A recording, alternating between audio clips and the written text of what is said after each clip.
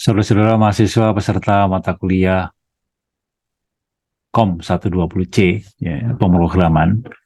Setelah minggu lalu kita mulai kuliah pertama dengan memberikan pemahaman atau pengantar bagaimana kita menulis program dengan menggunakan C++. Dan kita masih menggunakan prinsip pemrograman yang masih lama atau masih seperti sebelumnya, yaitu pemrograman logaritmik atau imperatif programming, di mana kita ingat bahwa dalam menyelesaikan problem, maka kita menggunakan prinsip atau kaidah von Neumann-Eckert, yaitu input, proses, dan output. Jadi kalau ada problem, maka kita langsung berpikir inputnya apa, outputnya apa, kemudian baru kita cari bagaimana prosesnya supaya kita bisa mengolah dari input tersebut menjadi output yang diinginkan. Nah, pada pekan ini kita mulai dengan pemrograman paradigma yang saat ini banyak berkembang, yaitu pemrograman berorientasi objek atau Object-Oriented Programming, dan untuk selanjutnya sering kita singkat dengan OOP. Pada pertemuan pertama minggu lalu kita sudah menyinggung apa sih sebenarnya pemrograman berorientasi objek itu. Nah, kalau kita lihat prinsip pemrograman berorientasi objek, itu ada 3 sebenarnya. Yang pertama, dan ini yang utama, itu apa yang disebut sebagai encapsulation atau enkapsulasi. Ini kata dasarnya adalah dari kapsul, ya. Jadi kapsul kalau bahasa Indonesia, dan kita sudah tahu kapsul itu apa. Kalau Anda meminum obat, itu kalau dalam bentuk kapsul itu lebih mudah. Karena apa? Karena obatnya itu dibungkus dengan menggunakan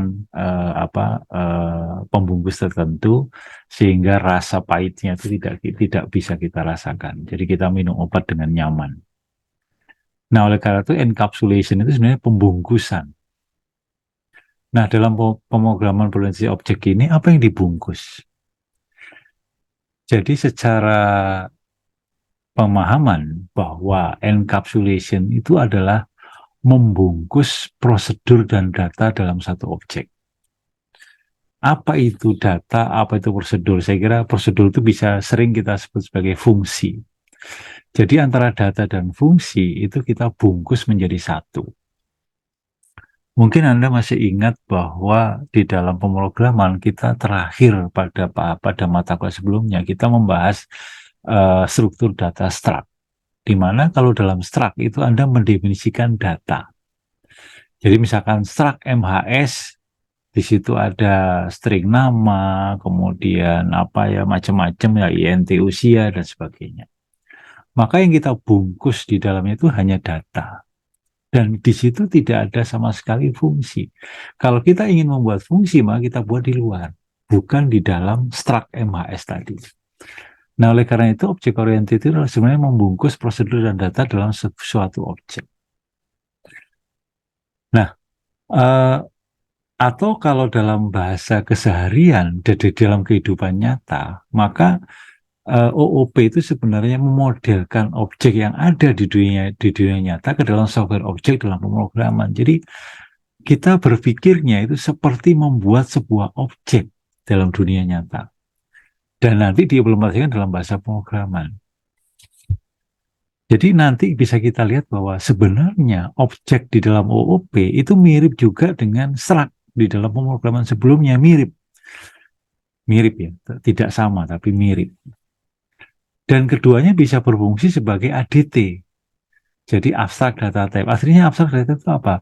Kalau saya sudah membuat sebuah tipe data struct MHS, maka struct MHS itu bisa kita fungsikan sebagai tipe data. Jadi kalau kita membuat sebuah variabel, misalkan struct MHS X, itu bisa. Jadi saya membuat sebuah variabel bernama X, tipenya itu adalah struct MHS. Dan nanti kalau objek ini diimplementasikan dalam bentuk kelas, maka kalau saya sudah membuat sebuah kelas, misalkan kelas MHS, maka MHS itu berfungsi sebagai abstract data type. Jadi kalau saya membuat sebuah objek, kalau dalam OOP itu jarang kita sebut sebagai variabel, maka kalau dalam OOP itu kita sebut sebagai objek. Jadi kalau saya membuat sebuah objek, maka kita tinggal tulis MHSX. Jadi X itu adalah sebuah objek dari implementasi dalam dunia nyata adalah seorang mahasiswa. Jadi itu namanya encapsulation. Jadi membungkus. Bagaimana teknik membungkusnya itu nanti kita lihat ya. Kemudian prinsip dasar kedua itu adalah inheritance atau pewarisan. Dan ini adalah hanya dimiliki oleh dalam OOP. Jadi pewarisan itu apa? Kalau kita sudah punya sebuah objek di mana objek itu memiliki kekurangan atau ingin kita ubah, maka objek itu tidak perlu kita ubah secara fisik, tapi kita cukup membuat turunannya. Artinya membuat objek lain di mana seluruh sifat yang dimiliki objek itu diturunkan kepada objek turunannya. Ini nanti kita bahas secara detail di dalam pertemuan-pertemuan selanjutnya. Dan yang terakhir adalah polymorphism. Artinya tiap objek itu tahu siapa dirinya. Nah, mungkin kalian belum bisa memahami secara baik terkait dengan 3 prinsip dasar ini. Oleh karena itu, kita lihat sekarang sebuah problem untuk bisa memahami apa sih yang dimaksud sebagai encapsulation, apa sih yang dimaksud sebagai inheritance, dan apa yang dimaksud dengan polymorphism. Tapi untuk pekan ini kita masih batasi pada encapsulation. Untuk memahami itu coba kita lihat sebuah problem ini. Misalkan kita punya problem ingin menjumlahkan 2 buah bilangan. Misalkan bilangannya adalah bilangan bulat, jadi menjumlahkan 2 buah bilangan bulat. Maka kalau kita gunakan paradigma prosedural atau paradigma algoritmik seperti yang sebelumnya, misalkan dalam mata kuliah algoritma dan dasar pemrograman, maka kita gunakan prinsip atau konsep input proses output. Jadi yang pertama kalau kita berpikir algoritmik atau imperatif programming atau prosedural, maka kalau ada problem menjumlahkan 2 buah bilangan, maka langsung kita berpikir inputnya apa ya? Kemudian outputnya apa? Kemudian bagaimana prosesnya supaya input itu bisa menjadi output yang diinginkan? Tentunya kalau problemnya menjumlahkan 2 buah bilangan bulat, maka inputnya itu bisa kita tentukan. Oh, inputnya adalah 2 buah bilangan bulat. Jadi saya harus membuat 2 buah variabel yang masing-masing berisi bilangan bulat. Yaitu misalkan saya lambangkan A dan B. Outputnya apa? Outputnya itu hasil penjumlahan 2 buah bilangan. Hasil penjumlahan 2 bilangan itu adalah sebuah bilangan, maka outputnya adalah sebuah bilangan bulat. Hasil penjumlahan. Misalkan saya gunakan variabel namanya sum. Prosesnya gimana? Ya prosesnya kita tinggal menjumlahkan aja langkah-langkah untuk menghitung penjumlahan itu kan tinggal menjumlahkan, yaitu mungkin dalam benak kita itu saya tuliskan sum sama dengan A tambah B. Itu berpikir algoritmik. Sehingga solusinya kalau saya tulis dalam bentuk algoritma, itu pertama inputnya 2 buah bilangan bulat, maka kita read A, B. Kemudian prosesnya apa? Menjumlahkan keduanya, jadi sum sama dengan A tambah B. Kemudian outputnya adalah berupa sum tadi, jadi kita tulis, kita write sum. Itu adalah algoritmanya.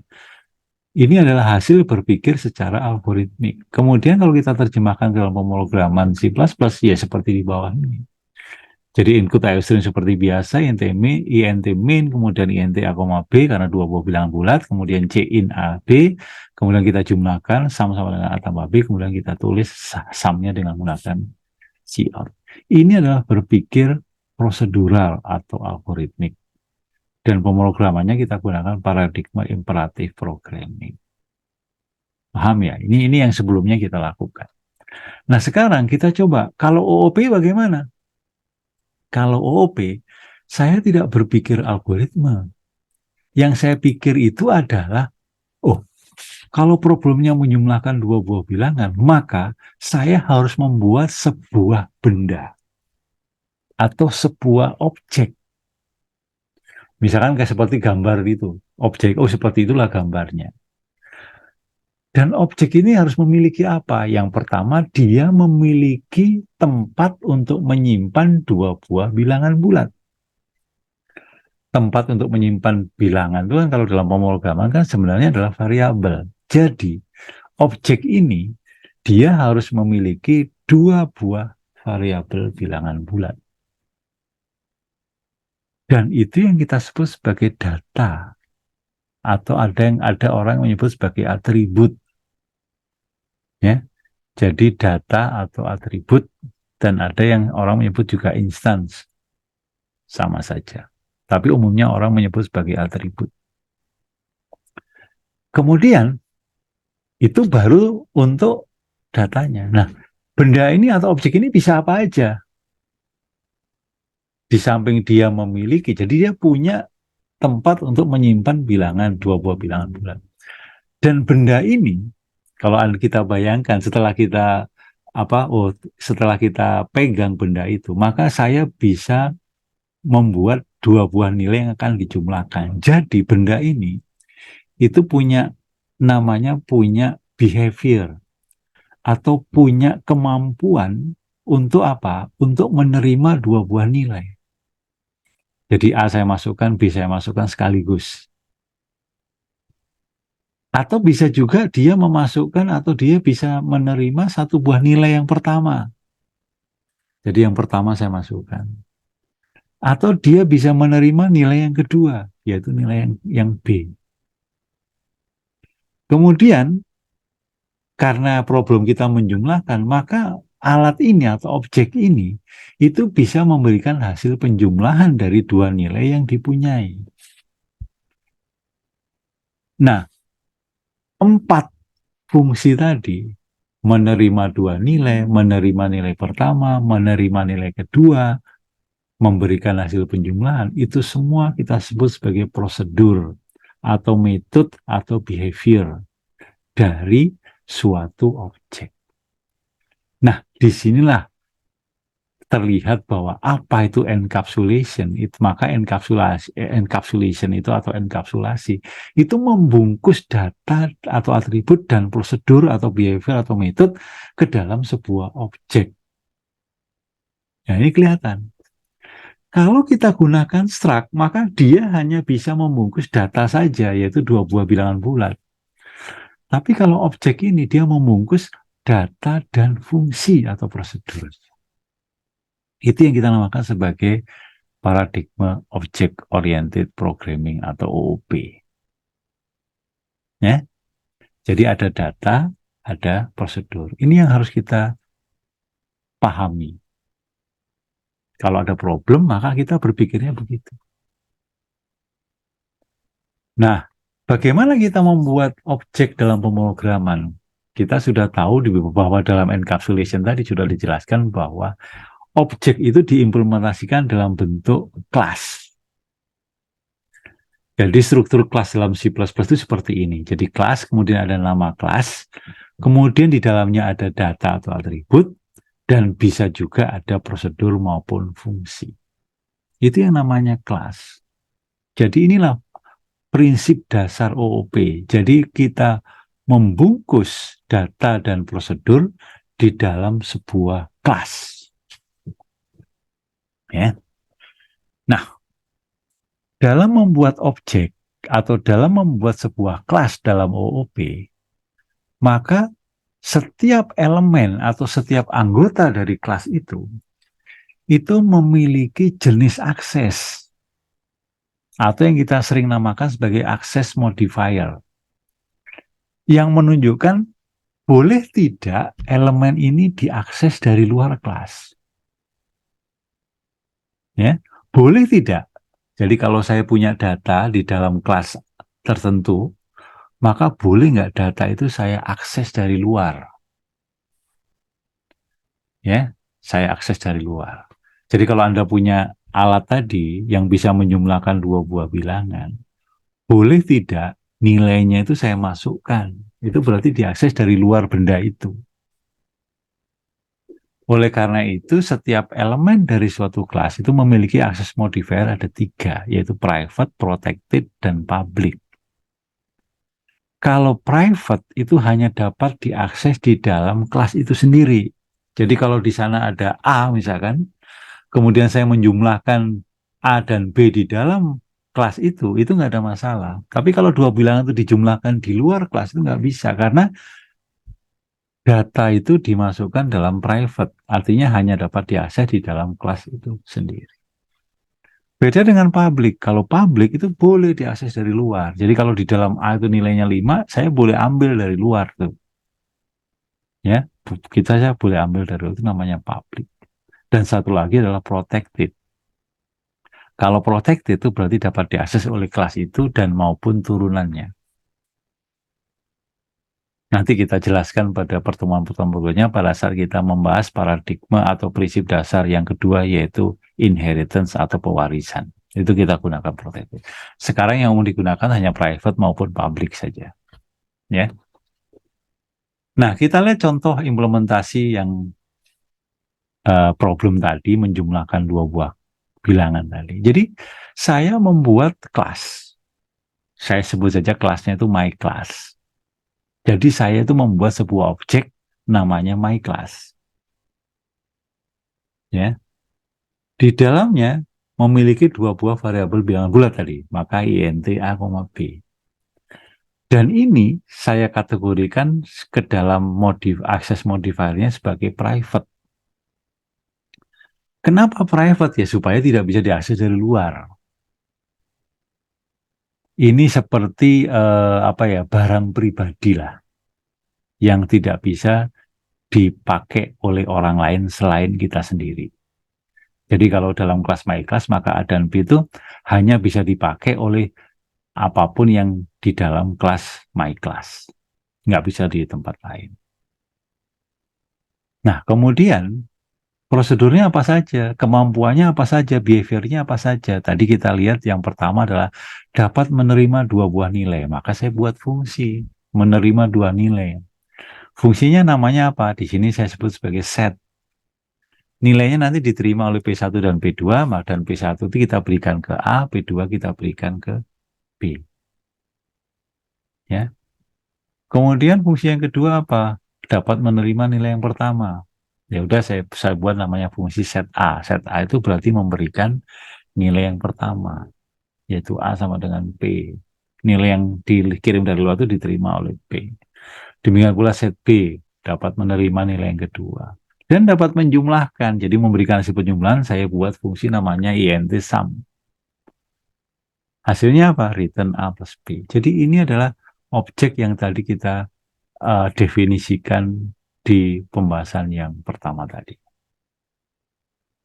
Ya, semoga ini bisa dipahami dengan baik.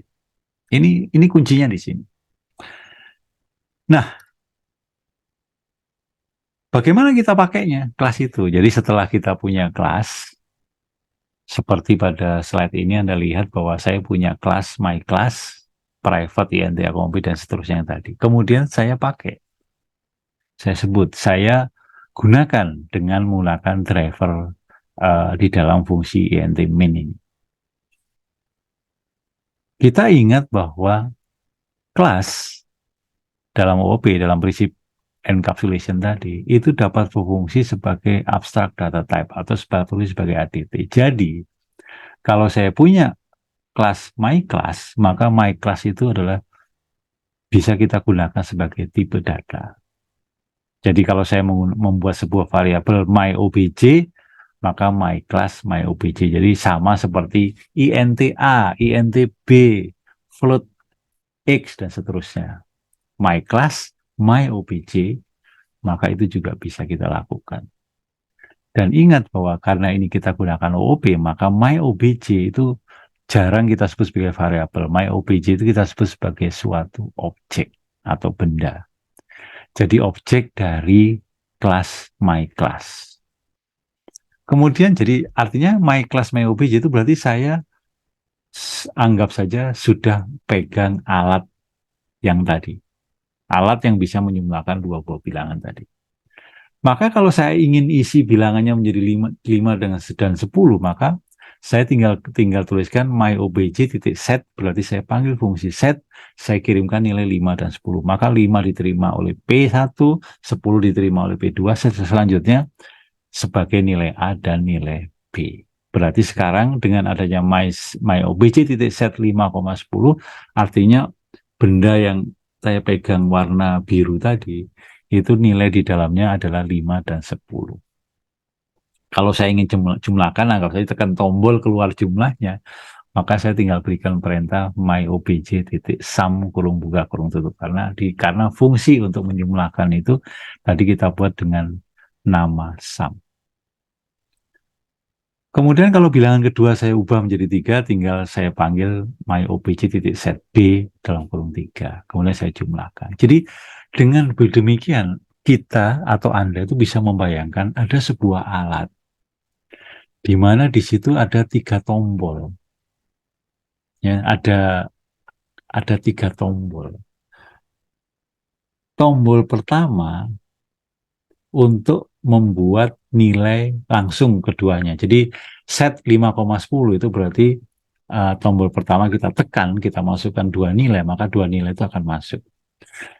Tombol kedua untuk memasukkan nilai pertama. Jadi kalau saya tekan tombol kedua, maka nilai A akan dimasukkan berapa.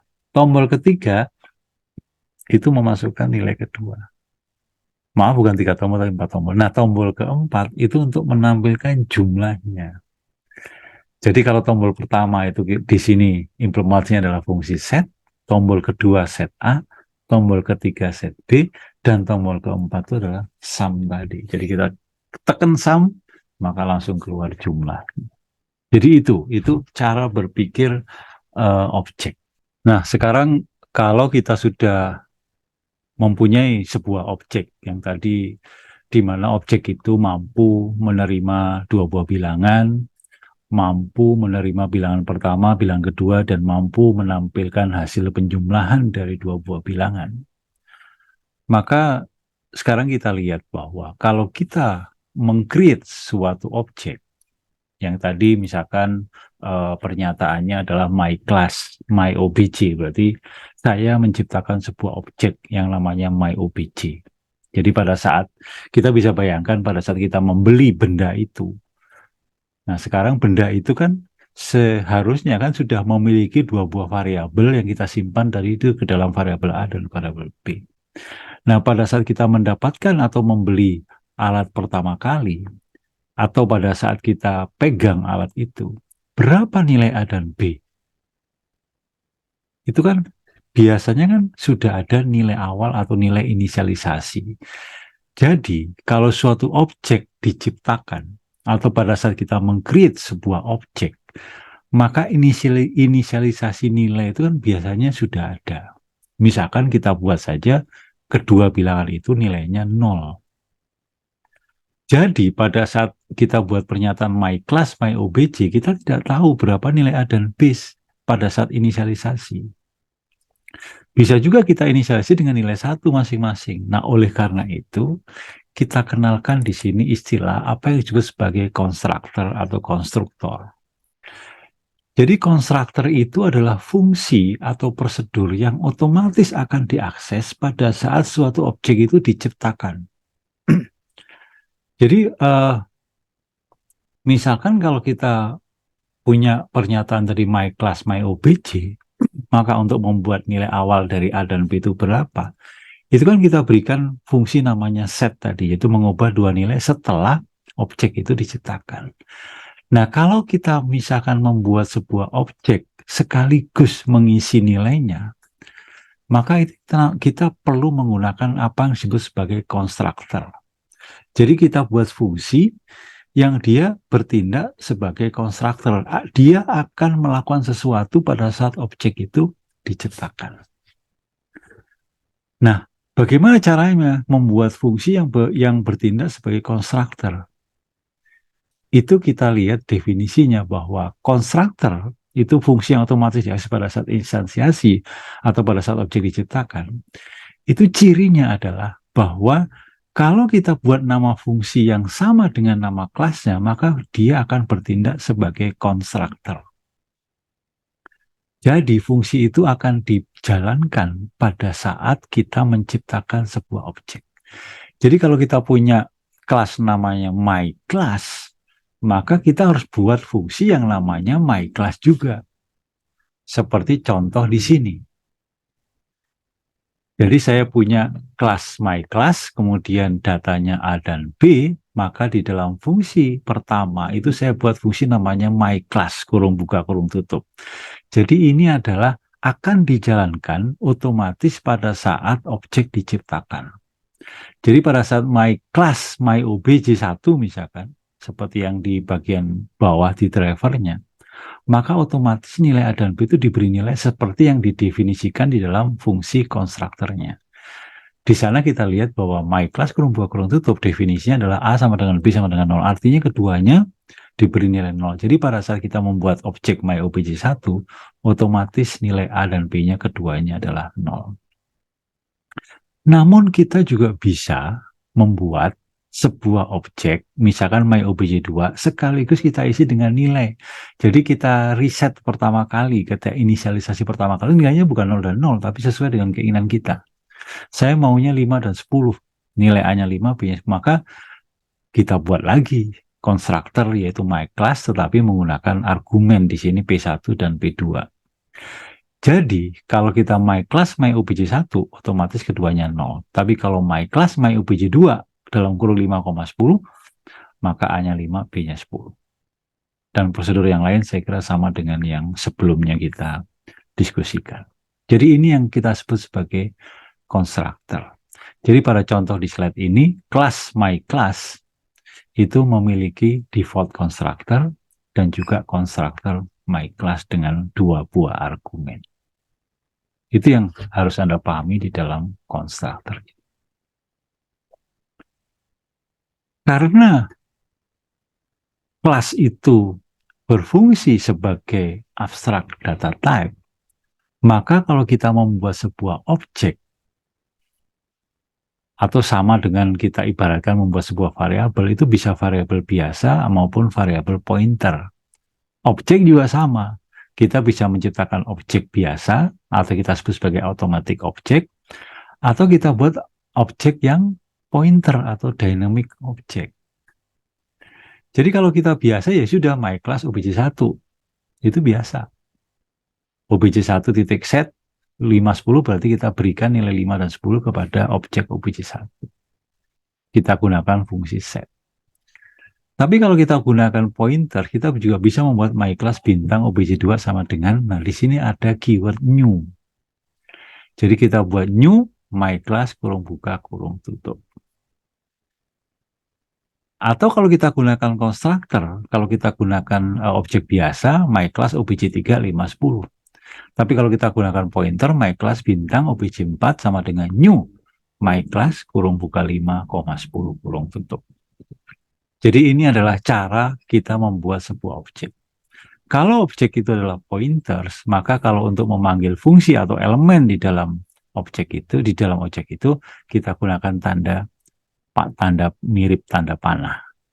Kalau variabel biasa atau objek biasa, kita gunakan tanda titik untuk mengakses elemen publik dari kelas tersebut. Itu ya. Jadi ini saya kira sama atau mirip dengan variabel biasa. Nah, selanjutnya ini adalah yang terakhir terkait dengan objek ini atau terkait dengan kelas, bahwa kita ingat di dalam mata kuliah sebelumnya kita pernah membahas atau mendiskusikan struktur data struct. Sebagai contoh di sini kalau saya buat struct bilangan, isinya 2 buah bilangan bulat INTA dan INTB, itu adalah struct. Jadi struct itu hanyalah berisi data, tidak bisa berisi fungsi. Jadi bedanya antara struct dengan kelas, kalau struct itu yang pertama adalah dia hanya berisi data. Sedangkan kelas itu berisi data dan juga bisa juga berisi prosedur atau fungsi. Jadi seperti contoh kelas bilangan dengan struct bilangan Anda bisa lihat perbedaannya. Bahwa di dalam kelas bilangan itu ada fungsi di dalam publik itu.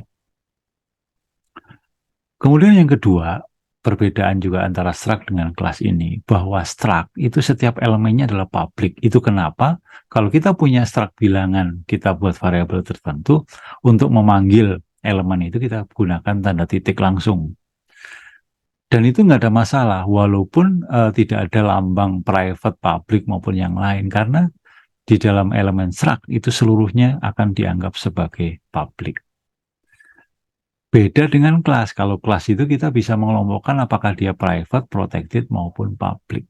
Dan kita ingat, kalau dia tidak menggunakan kelompok akses tertentu, seperti contoh kelas bilangan, di sini INTA dan INTB, itu keduanya adalah private, karena tidak ada keterangan apakah dia private, protected, atau public. Jadi kalau tidak ada keterangan apa-apa, maka dia diasumsikan sebagai private.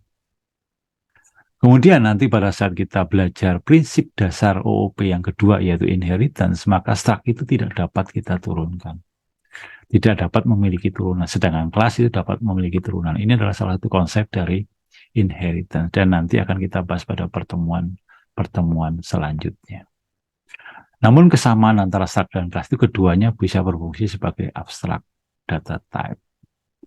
Dan penggunanya mirip.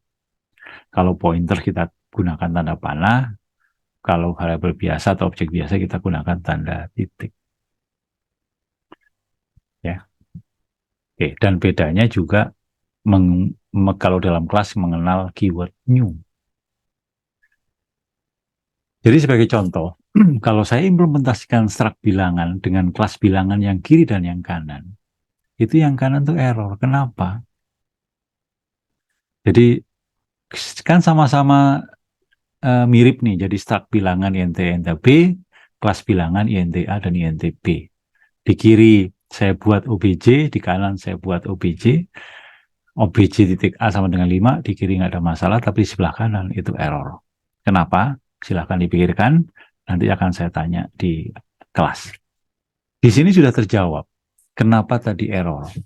Ya, kita ingat bahwa kalau dalam kelas tidak ada keterangan apapun terkait dengan akses modifier, maka dia dianggap sebagai private. Jadi INTA dan INTB di dalam kelas bilangan itu keduanya adalah private. Kita ingat bahwa private hanya bisa diakses di dalam kelas itu sendiri, tidak bisa diakses dari luar.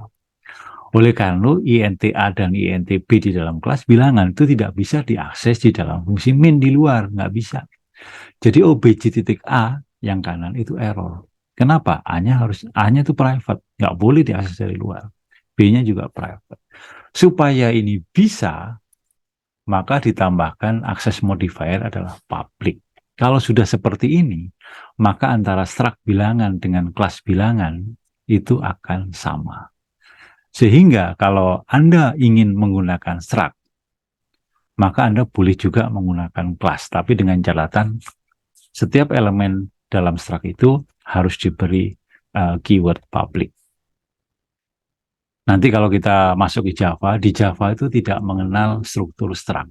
Kenapa ya? Memang struct itu sama saja dengan class, tinggal menambahkan kata public di dalam setiap elemennya. Jadi itu kira-kira topik pekan kedua terkait dengan paradigma pemrograman OOP ini. Dan dari sini kita sudah bisa memahami yang pertama bagaimana suatu objek itu diimplementasikan dalam bentuk kelas di dalam pemrograman C++.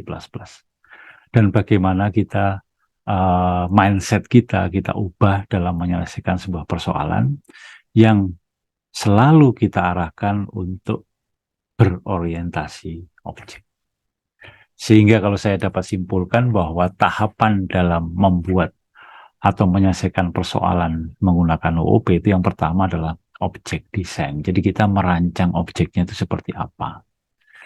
Jadi merancang objek itu kita definisikan, kita melakukan dekomposisi, atributnya apa, behaviornya apa. Jadi kita kenali struktur problem itu sehingga kita bisa menyimpulkan, oh saya harus membuat sebuah objek di mana atributnya ini, behaviornya adalah itu, dan seterusnya. Kemudian nanti setelah kita belajar prinsip dasar yang lain, kita sudah berpikir inheritance maupun polymorphism. Kemudian yang kedua, kita implementasikan dalam bentuk pemrograman. Kalau sudah ada objeknya, kita tinggal create sebuah kelas. Kemudian untuk ngecek kelas itu benar atau tidak, kita gunakan driver. Kalau kita gunakan C++, kita gunakan fungsi main. Kemudian kita tes dengan data-data tertentu, apakah sudah sesuai dengan outputnya, apakah sudah sesuai dengan yang kita harapkan. Nah, di dalam objek desain atau merancang sebuah objek, itu ada sebuah presentasi atau cara penulisan sebuah objek yang bisa mudah dipahami, dan ini hanya kesepakatan. Salah satunya adalah menggunakan apa yang disebut sebagai UML atau Unified Modeling Language. Jadi kita lambangkan seperti ini. Jadi kalau saya punya my class, ada A.2int, B.2int. Artinya bahwa objek my class ini atau kelas my class ini itu memiliki data dua buah bilangan bulat A dan B. Tanda sebelah kiri ada minus-minus, itu menunjukkan bahwa keduanya adalah private. Kemudian kalau tanda sebelah kirinya adalah plus, itu berarti public. Jadi kita strukturkan bahwa ada konstruktornya, yaitu my class, ada dua buah fungsi. Dan ini menggunakan prinsip function overloading. Jadi nama fungsinya sama, tapi argumennya beda. Kemudian ada behavior dari kelas my class ini. Itu ada set A, ada set B, dan ada sum seperti yang kita jelaskan di awal slide ini. Baik, saya kira itu. Dan untuk lebih memperdalam lagi terkait dengan bagaimana pola berpikir atau bagaimana paradigma pemrograman OOP, di sini ada sebuah problem, silahkan dipelajari, dan nanti bagaimana pendekatan OOP untuk problem ini itu akan didiskusikan di kelas bersama dosen di kelas masing-masing. Saya kira demikian, semoga bermanfaat, selamat belajar, dan jangan lupa menyiapkan seluruh aset yang dibutuhkan untuk masuk ke dalam kelas kuliah, sehingga Anda bisa lebih mudah mengikuti materi yang diberikan oleh dosen di kelas masing-masing. Terima kasih. Sampai jumpa di